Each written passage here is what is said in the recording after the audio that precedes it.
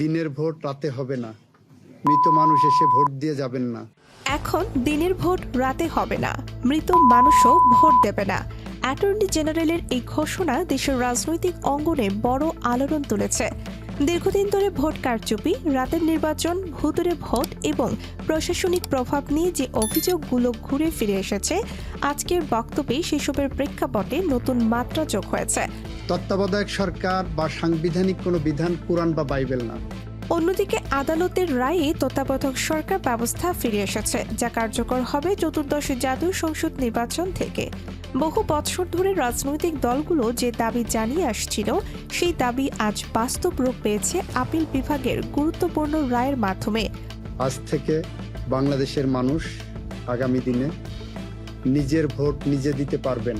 আদালত জানিয়েছে, সংবিধানের অষ্টম সংশোধনী ও এর ধারাবাহিকতায় যে পরিবর্তনগুলো করে তত্ত্বাবধায়ক সরকার বাতিল করা হয়েছিল, সেগুলো আর সাংবিধানিক মানদণ্ডে টেকসই নয়।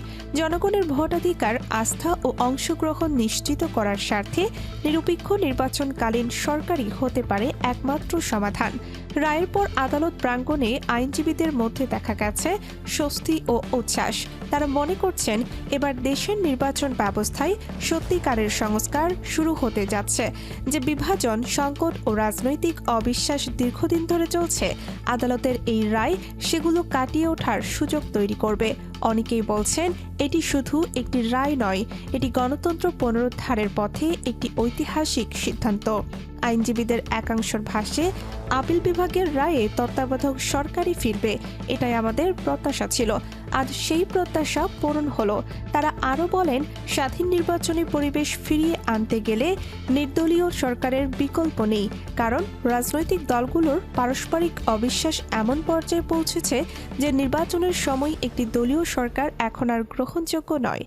এদিকে আবার আলোচনায় এসেছে একটি পুরনো তথ্য। ৪১ বছর আগে প্রথম তত্ত্বাবধায়ক সরকার ব্যবস্থার প্রস্তাব করেছিল জামায়াতে ইসলামী। রাজনৈতিক ইতিহাসে এই প্রস্তাবকে অনেকেই খুব গুরুত্ব দেননি তখন, কিন্তু পরবর্তী ৩ দশকে বাংলাদেশের রাজনীতির উত্তপ্ত পরিস্থিতি, বিতর্কিত নির্বাচন আর রাজনৈতিক হানাহানির মধ্য দিয়ে এ ধারণাই উঠেছিল একটি জাতীয় দাবি। আজ আদালতের রায় সেই দীর্ঘযাত্রার প্রাতিষ্ঠানিক স্বীকৃতি হিসাবে ফিরে এসেছে। এখন সবচেয়ে বড় প্রশ্ন, কবে কার্যকর হবে তত্ত্বাবধায়ক সরকার ব্যবস্থা? রায়ের ভাষ্য অনুযায়ী আগামী চতুর্দশ সংসদ নির্বাচন থেকেই পূর্ণাঙ্গভাবে কার্যকর হবে।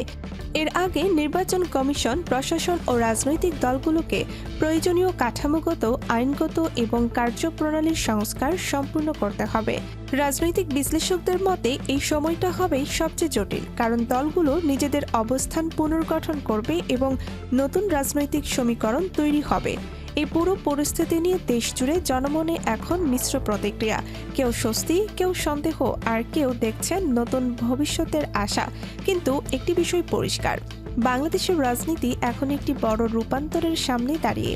লাইক দিন, শেয়ার করুন আর চ্যানেলটি সাবস্ক্রাইব করুন। ধন্যবাদ।